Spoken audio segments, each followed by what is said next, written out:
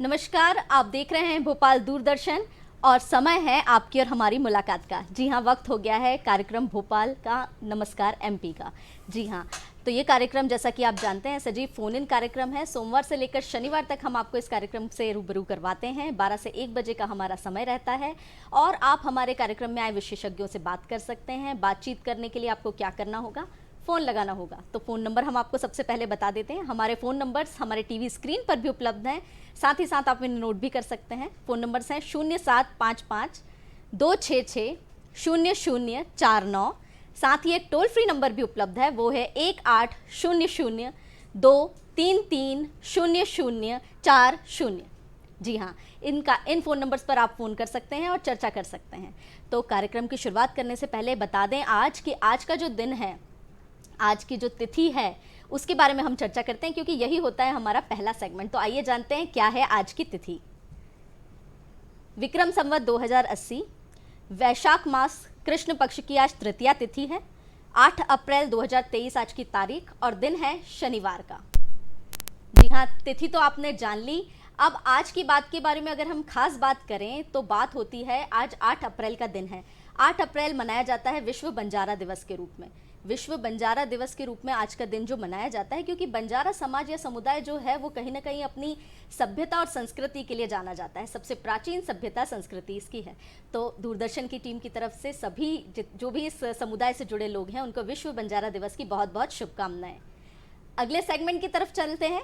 अगला सेगमेंट होता है इतिहास का। इतिहास जानना बहुत ज़रूरी है, क्योंकि इतिहास जान के ही हम भविष्य की तैयारियां अच्छे से कर सकते हैं। तो आइए जानते हैं क्या खास हुआ था आज के दिन इतिहास में। 1801 की अगर हम बात करें तो रोमानिया की राजधानी बुखारेस्ट में हुई हिंसा में आज के दिन 128 यहूदियों की मौत हुई थी। 1857 की बात करें तो मंगल पांडे जी को आज के दिन ही फांसी की सजा दी गई थी।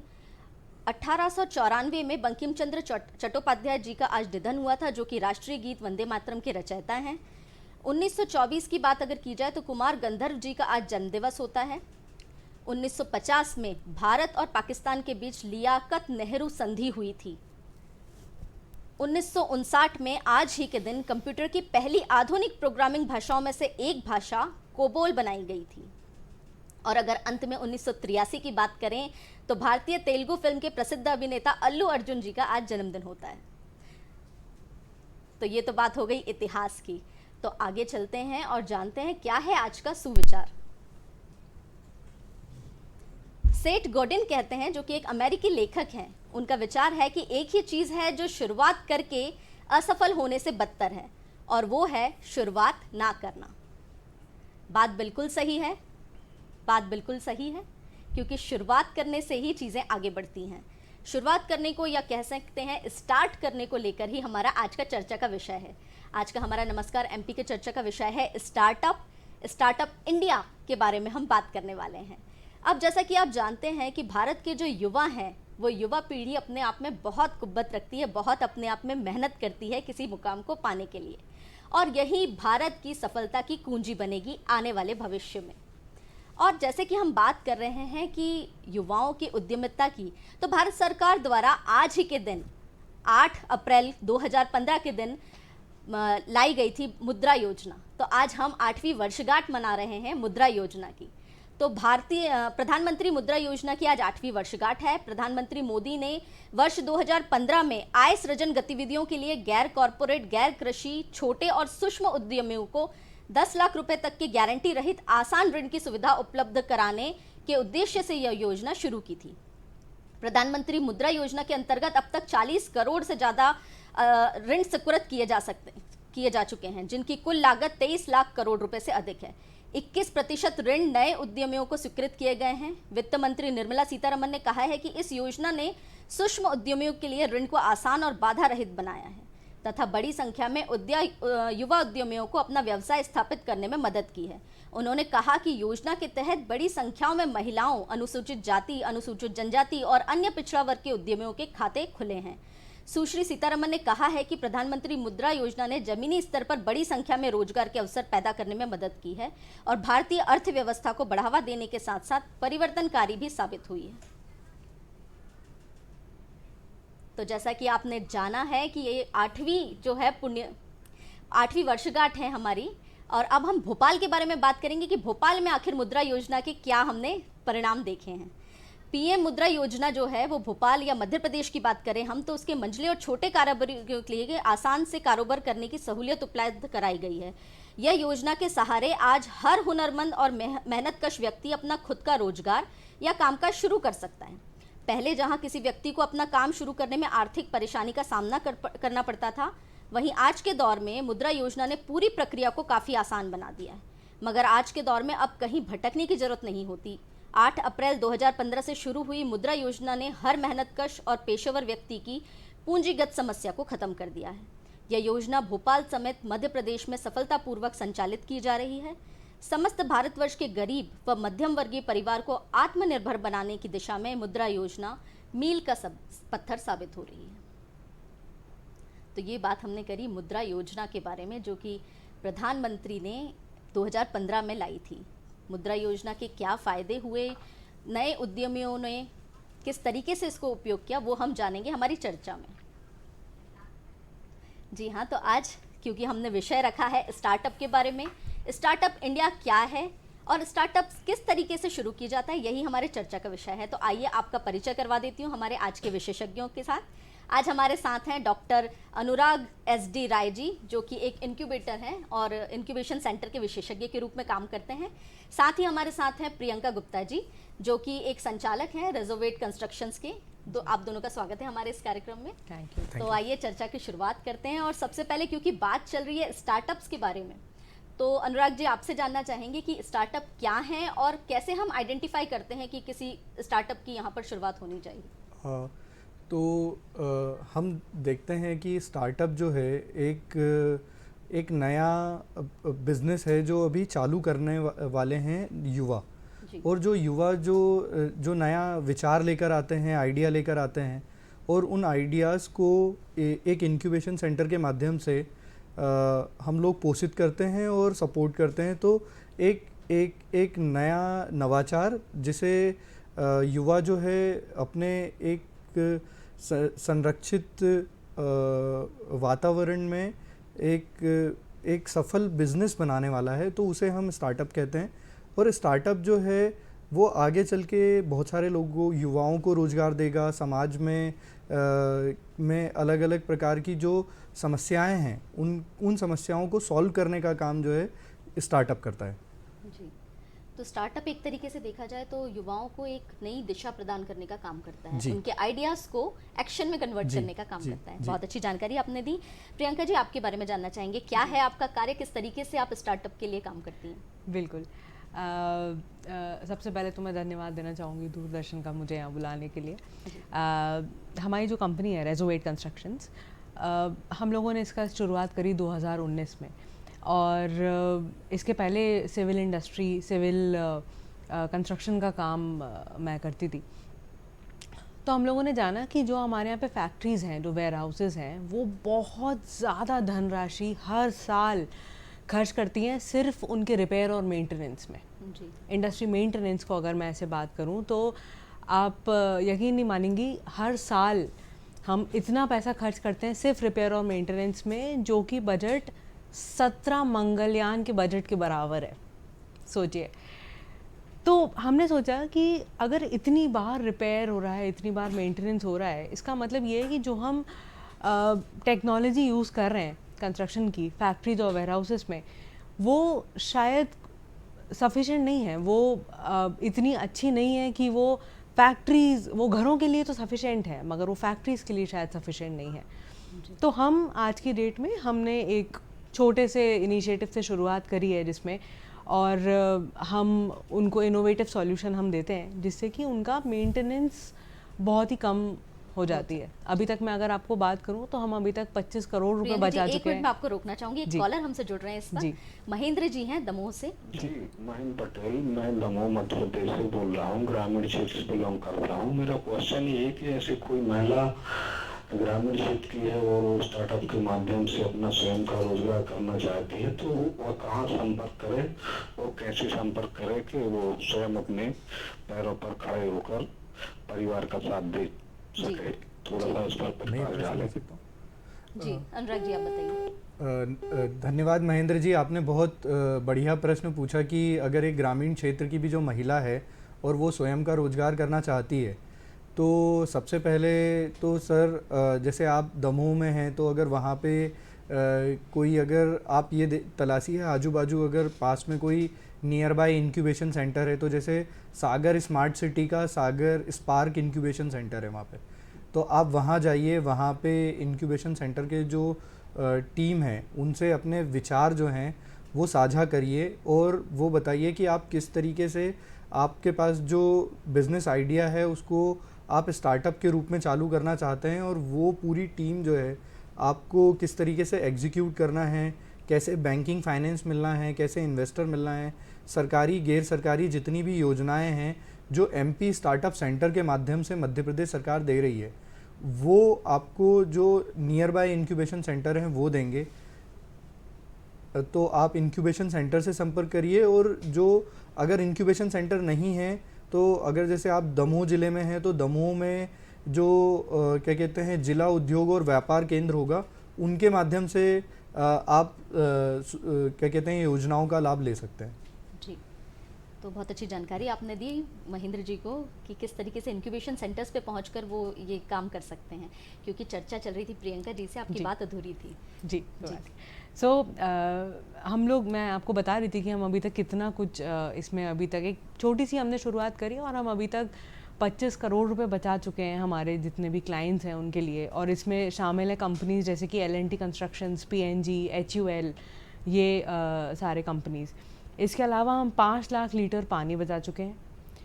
हम almost 10 lakh ton carbon emissions के बराबर कार्बन एमिशन रोक चुके हैं जी। हमारे जो टेक्नोलॉजी है उसके थ्रू। तो हमारा एक शुरू से यही एक विजन था कि हमेशा आप देखेंगे, आप किसी छोटे बच्चे को भी पॉल्यूशन टॉपिक पे अगर पेंटिंग बनाने को कहेंगी तो वो एक धुआं निकलती हुई फैक्ट्री बना देती है। बट हमारा जो विजन है वो यही है कि हम फैक्ट्रीज़ को, हम इंडस्ट्रीज़ को एनवायरनमेंट फ्रेंडली बनाएं। सो इस तरीके से आप काम करते हैं जी। तो बहुत अच्छी बात है कि स्टार्टअप तो है ही, मतलब रोजगार के अवसर तो हैं ही, साथ में प्रकृति और पर्यावरण का संरक्षण भी है इसमें शामिल। बहुत बढ़िया। आगे अनुराग जी आप हमें बताइए कि क्योंकि इंक्यूबेशन सेंटर्स की बात चल रही है और बहुत सी जनता ऐसी है जो नहीं जानती कि इंक्यूबेशन सेंटर्स क्या होते हैं, उनके क्या काम रहते हैं, तो और क्या रोल वो अदा करते हैं पूरे स्टार्टअप के प्रक्रिया के दौरान, तो वो जानकारी हमें दीजिए। एक्चुअली में क्या है इंक्यूबेशन सेंटर, अगर हम बिल्कुल सरल भाषा में अगर हम बात करें तो एक ऐसा केंद्र है जहाँ पे आपको सारी सुविधाएं मिल जाती हैं आपके स्टार्टअप या बिज़नेस आइडिया, मतलब अगर आपके पास सिर्फ एक बिज़नेस आइडिया है, ये भी नहीं पता है आपको कि वो आगे जाके कितना बड़ा बिज़नेस बन सकता है, तो आप इंक्यूबेशन सेंटर वो जगह है जहाँ पे आपको करेक्ट मेंटर्स मिलते हैं, करेक्ट इन्वेस्टर कनेक्ट मिलता है, करेक्ट पूरा एक नेटवर्क मिलता है जहाँ पे सिमिलर तरीके के काम करने वाले जो स्टार्टअप्स हैं या युवा उद्यमी हैं वो आपको वहाँ पे मिलते हैं, तो आप उनसे भी काफ़ी कुछ लर्न करते हो।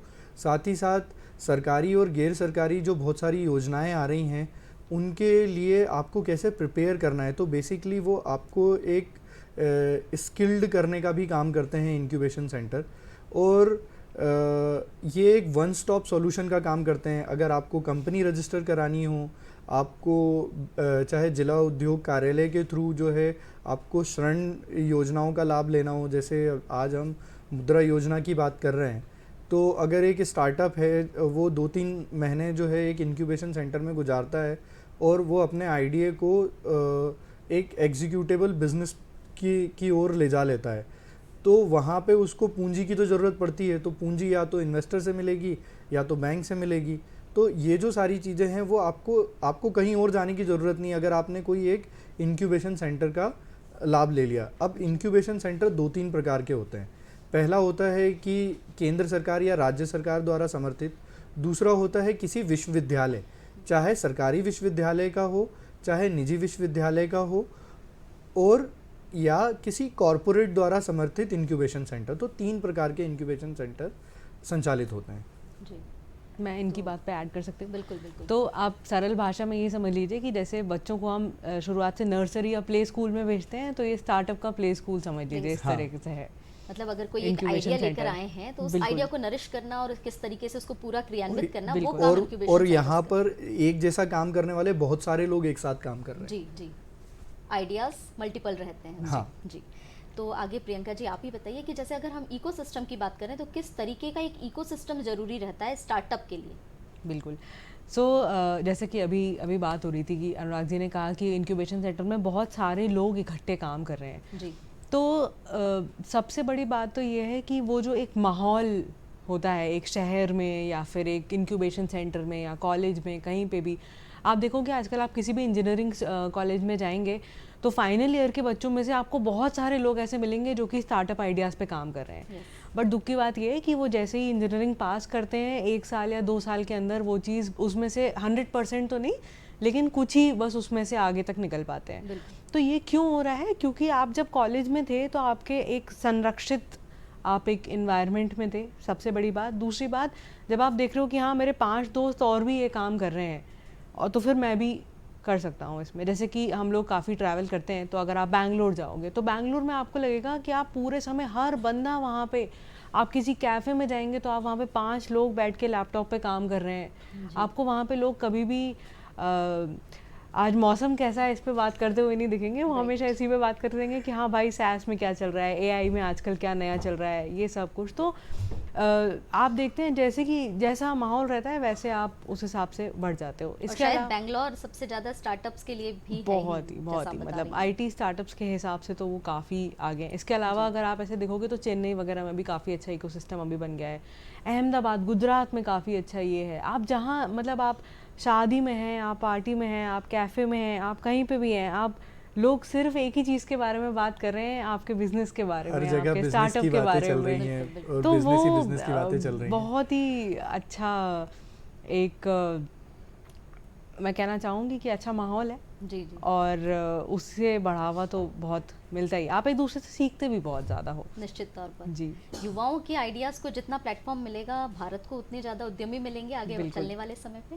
तो अनुराग जी आगे हमें ये बताइए कि अगर हम बात करते हैं गतिविधियों की तो कौन कौन सी ऐसी गतिविधियां होती हैं जो इंक्यूबेशन सेंटर्स अपने तरफ से चालू करते हैं? तो जैसे प्रियंका ने अभी बताया कि बेंगलोर जाते हैं या चेन्नई जाते हैं तो वहाँ पे मतलब इवन कैफ़े में भी बैठे हुए हैं तो मतलब सिर्फ बिज़नेस आइडियाज़ पे बात चल रही है। तो हमारे यहाँ पर ये कल्चर लाने के लिए इंक्यूबेशन सेंटर के माध्यम से मध्य प्रदेश सरकार अलग अलग योजनाओं के माध्यम से, जैसे प्रियंका जी से हम लोग एमपी स्टार्टअप यात्रा के समय मिले थे 2016-17 में, तो ये भी एक बहुत बड़ा तो एमपी स्टार्टअप यात्रा जैसी चीज़ें निकालती है सरकार निकालती है। फिर बूट कैंप्स होते हैं।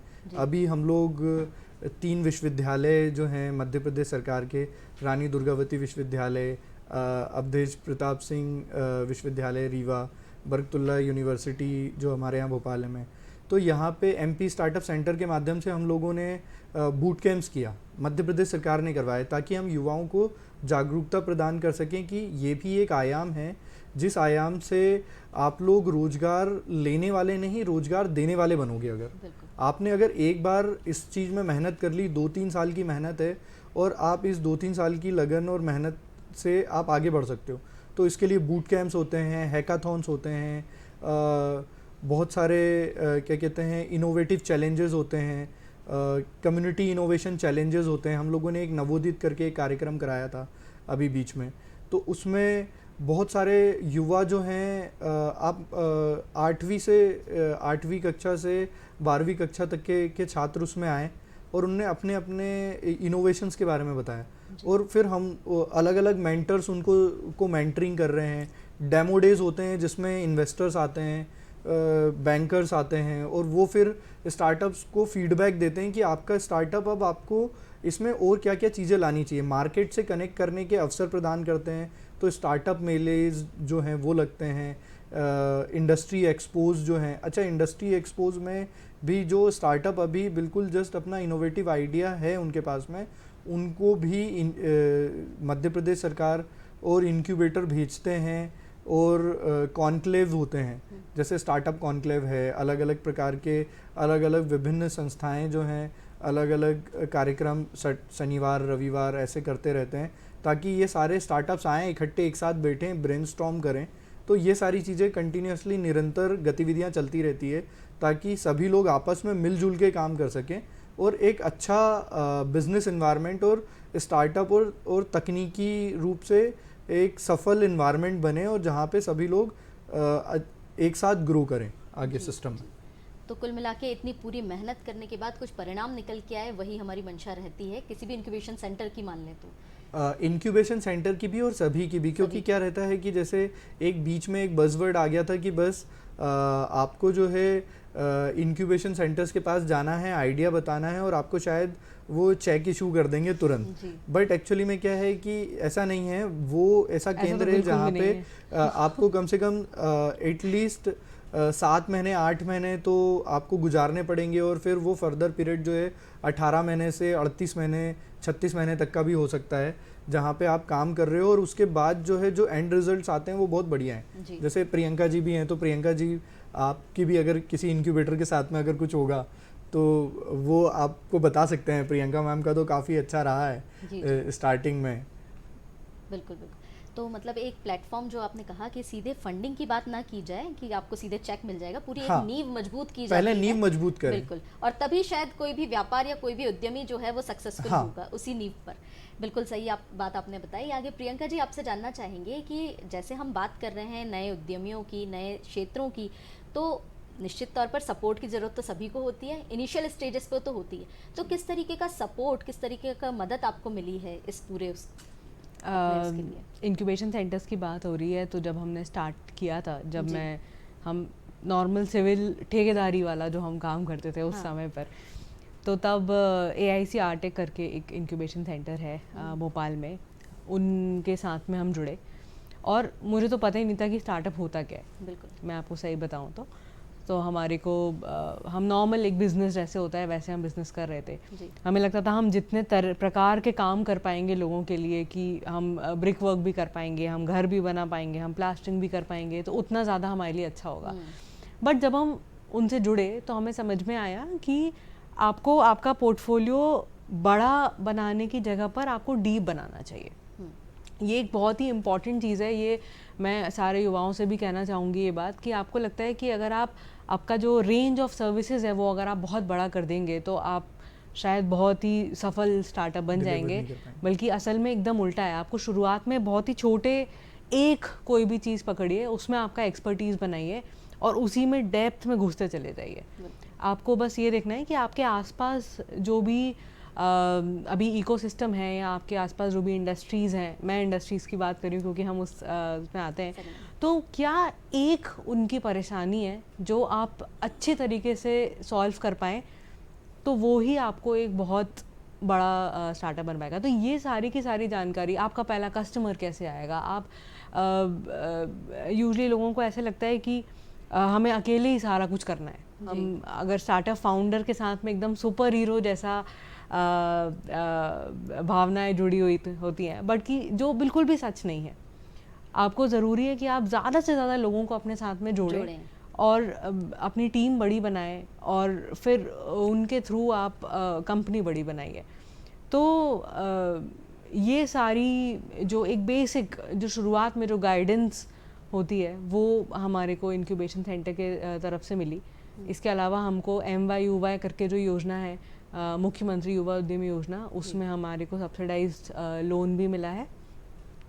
तो ये दो मेजर जो अगर आप सरकारी सपोर्ट की बात करें तो हमें ये मिले। इसके अलावा और भी योजनाएं हम चाह रहे हैं कि हमें और भी ग्रांट्स और निश्चित तौर पर मिलेंगी आपको। पर आपने एक बहुत अच्छी जानकारी दी कि किस तरीके से एक स्टार्टअप आइडिया को सरकारी योजनाओं के साथ मिक्स करके या उनका लाभ पाकर एक युवा जो है वो अपने आइडियाज़ को आगे एक्शन में ला सकता है।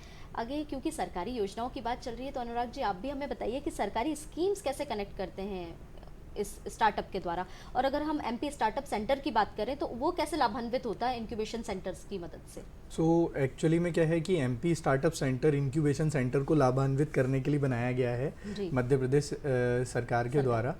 और मध्य प्रदेश सरकार की क्या है विभिन्न योजनाएं हैं और केंद्र सरकार की भी विभिन्न योजनाएं हैं।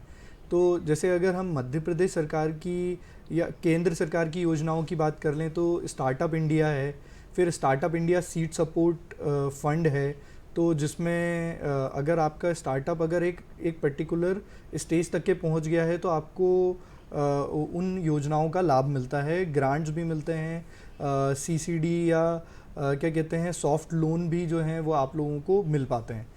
और अगर हम मध्य प्रदेश सरकार की बात करें तो मध्य प्रदेश सरकार की जो विभिन्न योजनाएं हैं जैसे कि मुख्यमंत्री उद्यम क्रांति योजना है, फिर साथ में जैसे एमपी स्टार्टअप सेंटर जब आया तो एमपी स्टार्टअप सेंटर के माध्यम से अगर कोई स्टार्टअप है और वो कहीं पे इंक्यूबेटेड है या उसने अपनी कहीं पे शॉप रेंट पे ली हुई है तो उसे अधिकतम 5,000 रुपये महीना जो है मध्य प्रदेश सरकार अनुदान देती है अपनी क्या कहते हैं शॉप के लिए।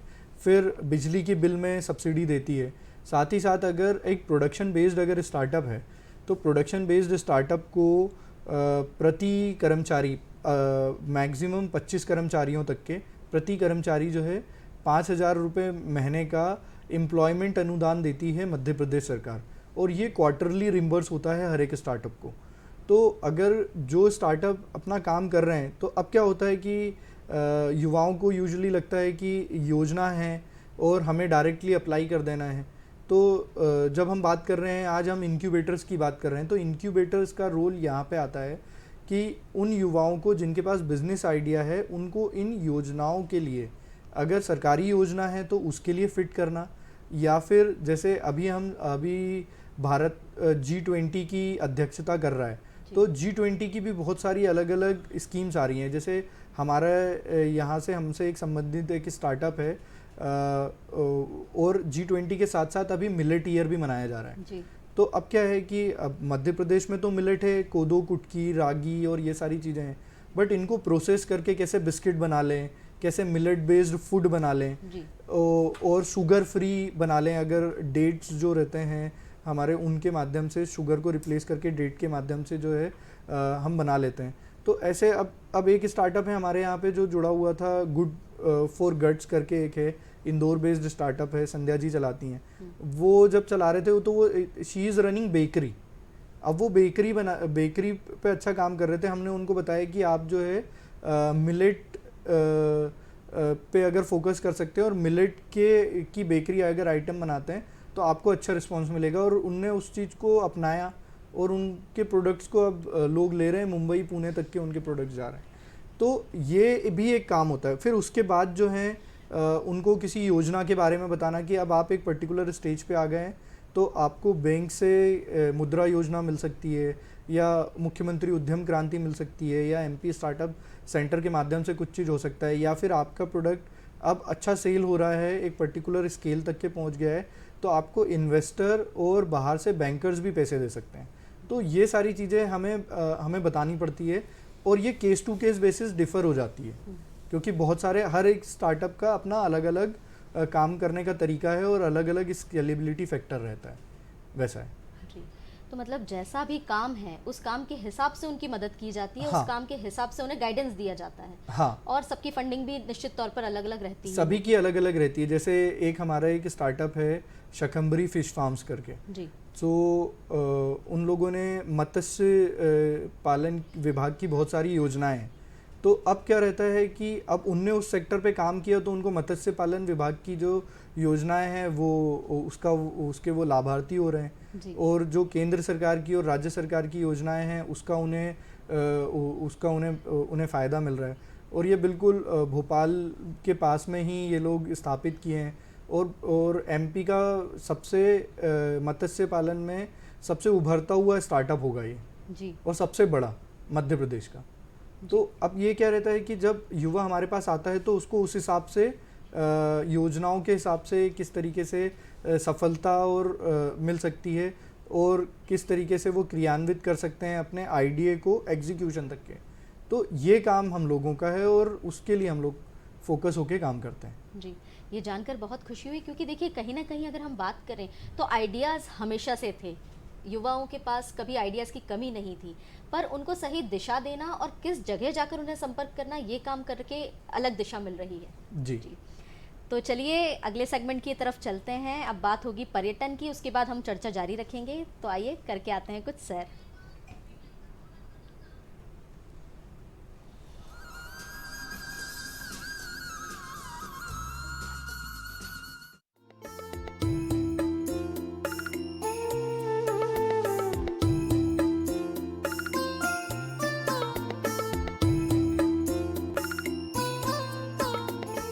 एक तरफ इंदौर में स्थित बड़े उद्योग देश की प्रगति में अपना अमूल्य योगदान दे रहे हैं, तो दूसरी तरफ हस्तकला के क्षेत्र में भी देश और विदेश में अपनी जगह बना ली है। कपड़ा, चर्म और अन्य वस्तुओं का उपयोग कर यहाँ सुंदर रंग बिरंगे जानवरों के रूप में सजावट की वस्तुओं को बनाया जाता है।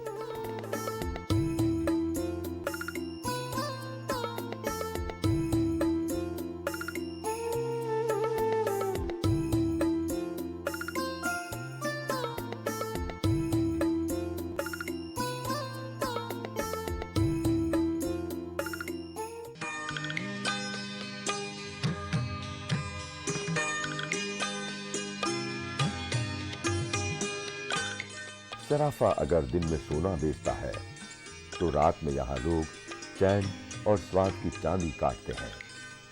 रात 9 बजे के बाद होटलें खाने पीने के ठियों से गुलजार होने लगते हैं। होटलों पर दुकानें सज जाती हैं और खाने वाले लोग उनके आसपास जमा हो जाते हैं।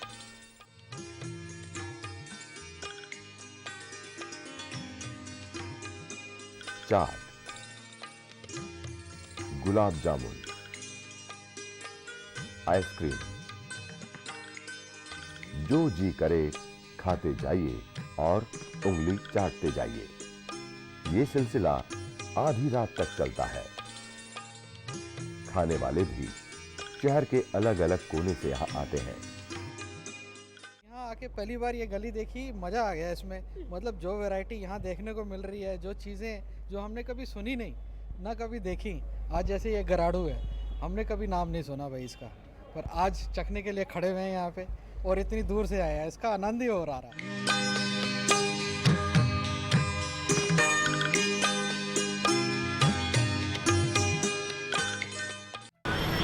गगनभेदी शोर, शहर की सड़कों पर भागते चीखते यातायात और धूल धुएं से पल भर की राहत देता है।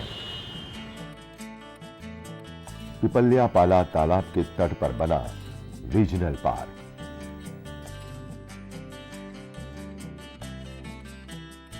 हरियाली की चादर ओढ़े ये पार्क आराम बांटने के लिए बाहें फैलाकर लोगों का सत्कार करता है। अटल बिहारी वाजपेयी क्षेत्रीय उद्यान का बड़ा क्षेत्रफल लुभाता है और उसकी खूबसूरती बार बार अपनी ओर खींचती है। आने वाले लोग तालाब के निर्मल जल में नौका विहार करते हैं।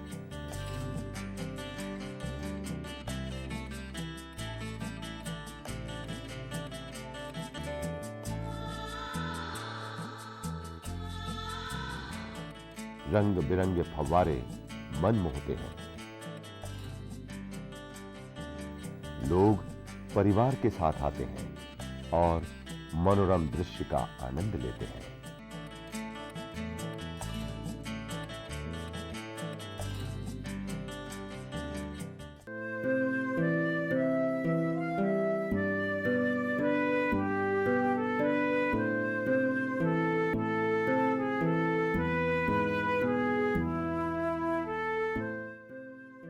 इतिहास और कला के आगे इंदौर शहर की दास्तान और भी है।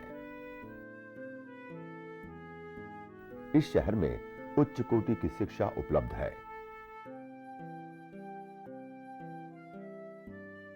मिलें जो इंदौर शहर की धड़कन हुआ करती थी, अब खामोश पड़ी हैं। औद्योगिक क्षेत्र में नई क्रांति आई है। चौड़ी और लंबी सड़कों ने यातायात को सुविधाजनक बनाया है।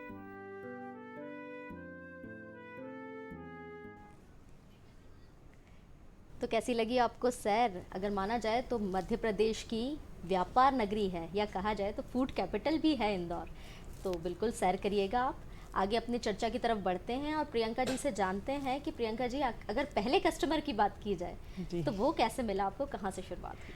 बहुत मुश्किल से मिला, मैं पहले कहना चाहूँगी जी।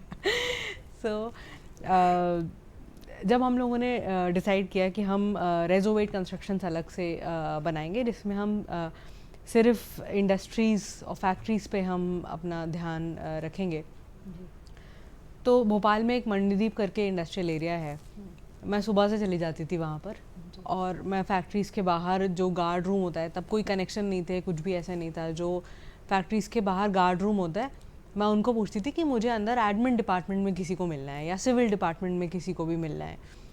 तो 10 में से 8 लोग तो मना कर देते हैं कि आपका अगर पहले से परमिशन नहीं है, पहले से अपॉइंटमेंट नहीं है, तो वो नहीं जाने देते। एक दिन ऐसे दिन भर हो गया, 4 बज गए थे, तो 4 बजे प्रॉक्टर एंड गैम्बल पीएनजी की जो फैक्ट्री है यहाँ पर, मैं उसके बाहर गई और मैंने उनको बोला कि मैं एडमिन डिपार्टमेंट में किसी को मिलना चाहती हूँ। तो उन्होंने बोला मैम अब तो 4 बज गए, अब सब लोग जा चुके हैं, लेकिन आप 2 मिनट रुकिए, मैं आपको बताता हूँ।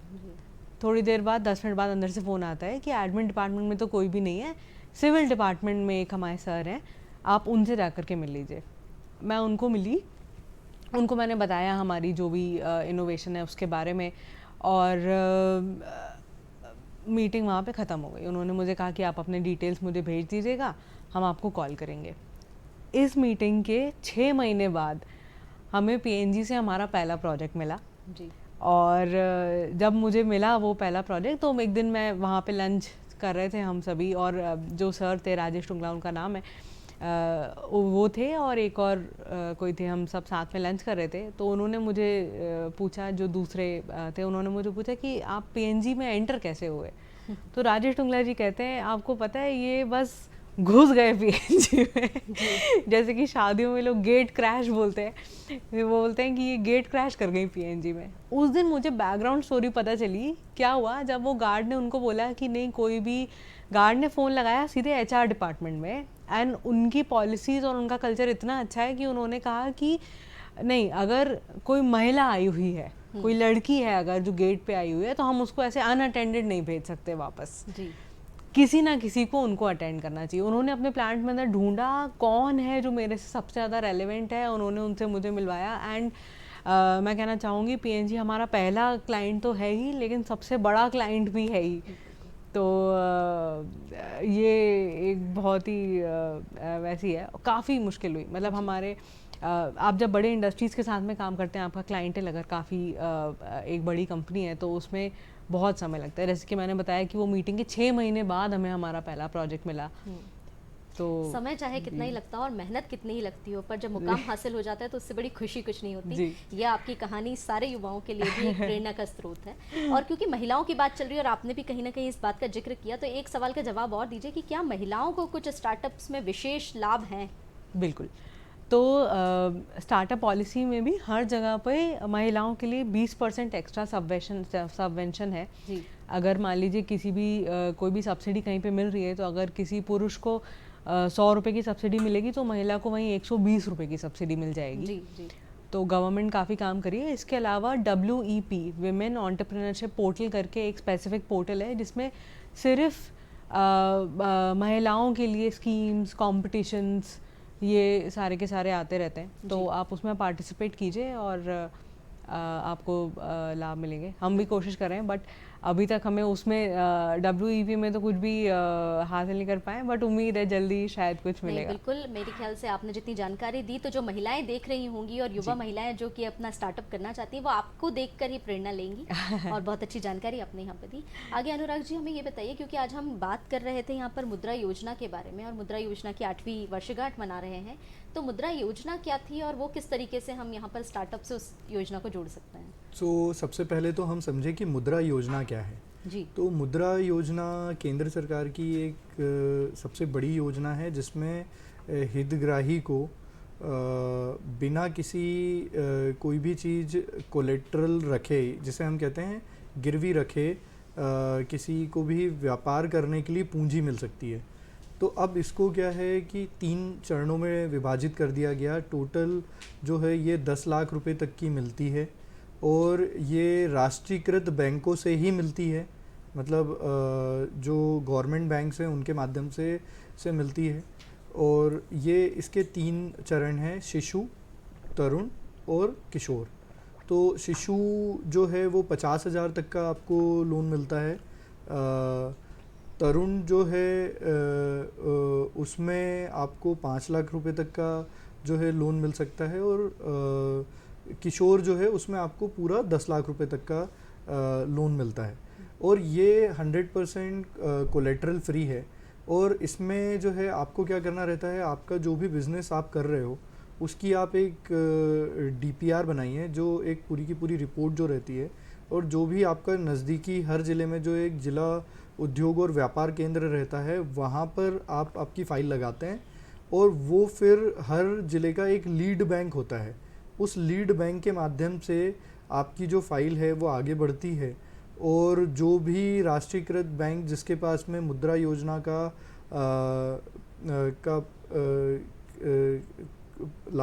लाभ प्रदान कर रहे हैं तो उसके माध्यम से आपको जो है पूरा लाभ मिलता है लोन के माध्यम से। अब रही बात जैसे स्टार्टअप की बात हम कर रहे हैं और इंक्यूबेशन सेंटर की बात कर रहे हैं, तो जैसे कोई भी इंक्यूबेशन सेंटर जो है अपने यहाँ पे जो स्टार्टअप है जो जिनको पोषित कर रहा है या सपोर्ट कर रहा है तो उनको वो सारी सुविधाएं तो फ्री में दे सकता है कि भाई कंसल्टेंसी फ्री दे दी, मेंटरिंग फ्री करा दी, बाकी जो है आपको स्पेस जो है वो दे दिया, कोवर्किंग स्पेस या लैब्स या रिसोर्सेज जो हैं वो सब्सिडाइज रेट पे दे दिया।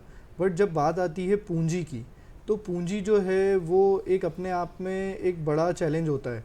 तो उसके लिए मुद्रा योजना एक सबसे बड़ा टूल प्ले करती है कि अगर स्टार्टअप बिजनेसेबल आइडिया तक के पहुंच जाता है तो वो सबसे पहले स्टेज में अगर मुद्रा योजना का अगर फ़ायदा लेता है तो उसको अपनी जो इतना फंड मिल जाता है कि वो अपना स्टार्टअप को रोलिंग स्टेज पे ले आए।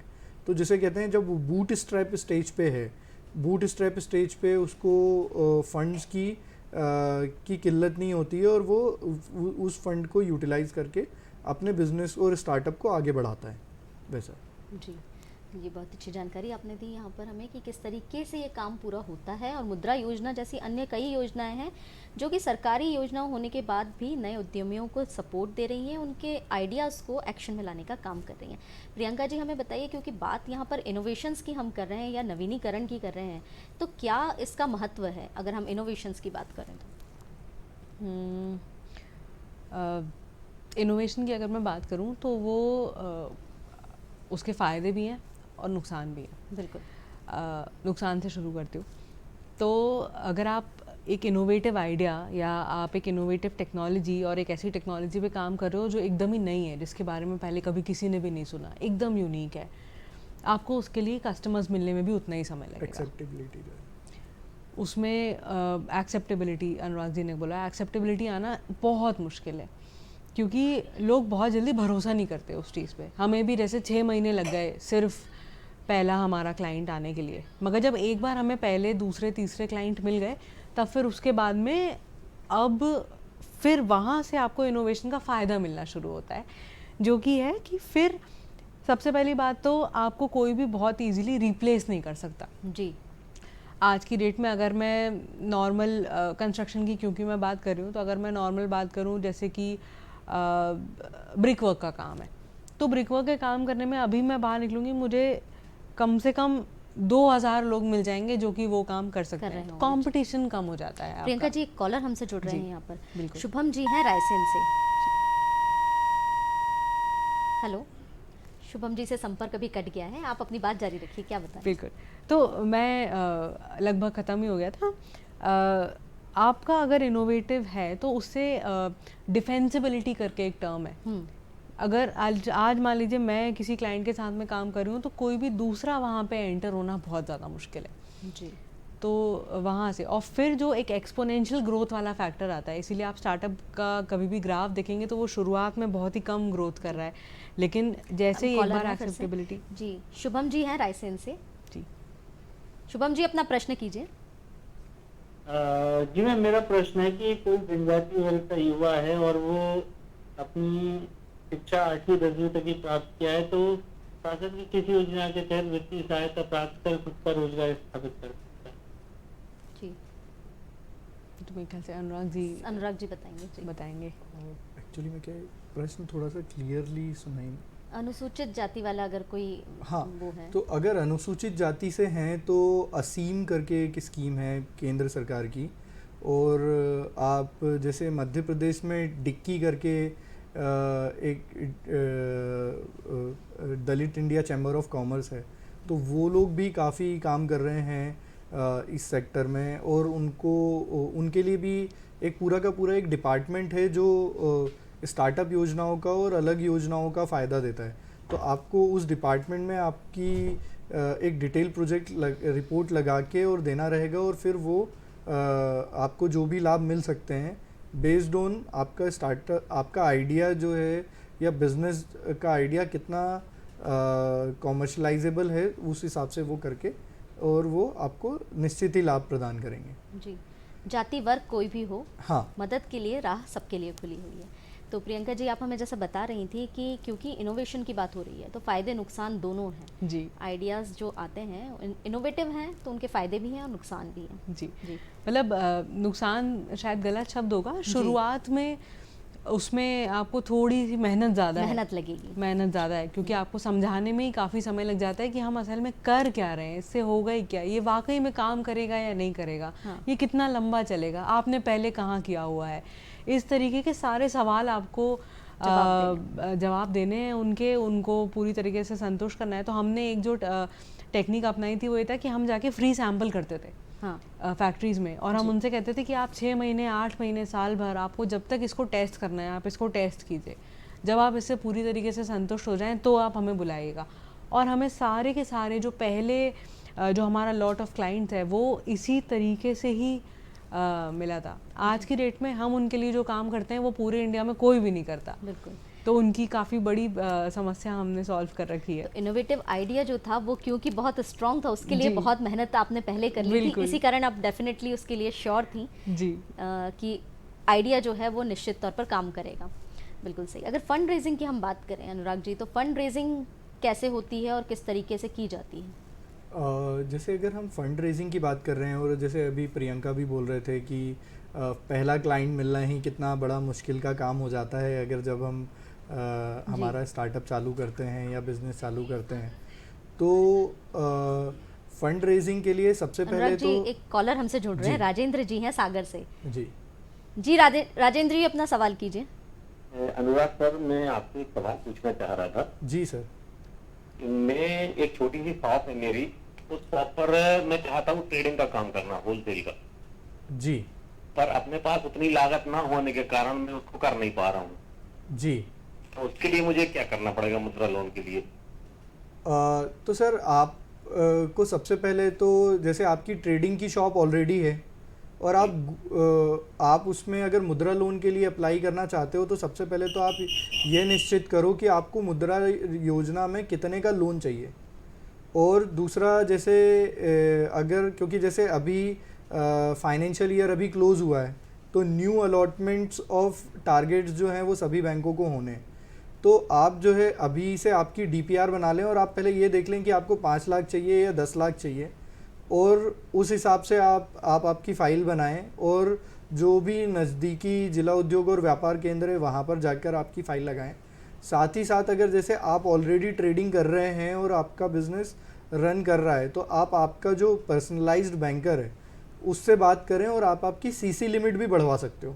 तो अगर आपकी क्रेडिट लिमिट बढ़ जाएगी तो बट सीसी लिमिट और सीजीटीएमएस स्कीम का अगर आपको फ़ायदा लेना है, ये अल्टरनेट वे है अदर देन मुद्रा, तो सीसी लिमिट या सीजीटीएमएस स्कीम का अगर आपको फ़ायदा लेना है तो उस पे भी आप पहले ये देख लीजिए कि आपको कितनी पूंजी चाहिए। आप पता चला आपको 5 लाख चाहिए और आप क्योंकि मिल रहा है सीसी लिमिट आपकी 12 लाख की हो रही है, तो आप एक्स्ट्रा सीसी लिमिट पे जाएंगे तो फिर आपको, क्योंकि वो वापस भी लौटानी रहती है, ये क्या कहते हैं, पारितोषित नहीं है, ये आपको लौटाना है सरकार को भी और बैंक को भी।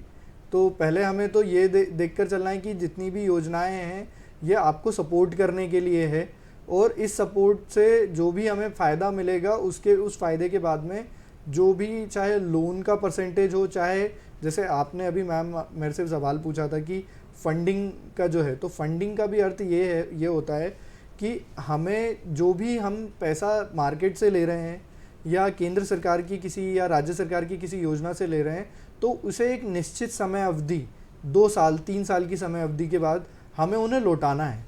और इसमें जो है फंडिंग रेस करने के 3-4 प्रकार होते हैं। चाहे तो इक्विटी इन्वेस्टमेंट होता है कि हमने हमारी एक फर्म है, प्राइवेट लिमिटेड है या एलएलपी है, उसका एक परसेंटेज हमने एक हमारे इन्वेस्टर को दे दिया, निर्धारित कर दिया, और 2-3 साल के बाद जब हमारी कंपनी की वैल्यूएशन बढ़ जाएगी तो हम उतने, और अगर वो एग्ज़िट लेना चाहते हैं तो उस परसेंटेज की वैल्यूएशन के हिसाब से उन्हें एग्ज़िट मिल जाएगा। या तो हमने डेट ले लिया, डेट मतलब हमने कर्ज ले लिया, और वो कर्ज की सीमा जो है, अगर केंद्र सरकार की किसी योजना या राज्य सरकार की किसी योजना है तो उसके के लोन की दरों पे निर्धारित होता है। और या तो किसी प्राइवेट इन्वेस्टर से हम लोगों ने डेट लिया है तो उनकी शर्तों के हिसाब से है, तो वो भी हमें उनको एक निश्चित समय अवधि के बाद लौटाना है। या आप क्या कहते हैं, इंस्टीट्यूशनल इन्वेस्टर्स के पास में या एंजल इन्वेस्टर्स के पास में जाकर आप सीड राउंड्स लें, तो वो एक है। या तो आप बैंक से बैंकिंग करके भी आप फंडिंग के चैनल्स निर्धारित कर सकते हैं। तो ये हमारे ऊपर है कि हम कौन सा चैनल लेना चाहते हैं जी। वैसा है।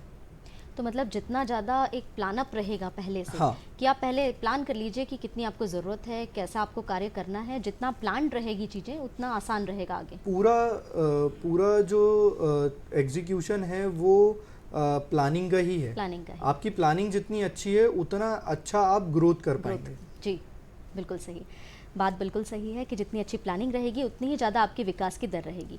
प्रियंका जी, क्योंकि समय थोड़ा सा कम है पर बात उपलब्धियों की ज़रूर होना चाहिए, तो अब तक की आपकी क्या उपलब्धियां रही हैं और अपनी उपलब्धियों के द्वारा क्या संदेश आप देना चाहेंगी नए उद्यमियों के लिए, नए स्टार्टअप्स के लिए? बिल्कुल, उपलब्धियों की बात अगर करें तो हम काफ़ी लकी रहे। हमने काफ़ी बड़े प्रोजेक्ट्स पे, और आज इंडिया में जितने बड़े बड़े नाम हैं हमने लगभग सभी के साथ में काम किया है। क्लाइंट्स की अगर मैं बात करूं तो L&T constructions, PNG, HUL, Reliance, ये सभी के ही साथ में हम काम कर रहे हैं। अभी हाल ही में इंडिया को सौभाग्य प्राप्त हुआ हॉकी वर्ल्ड कप का होस्ट बनने का।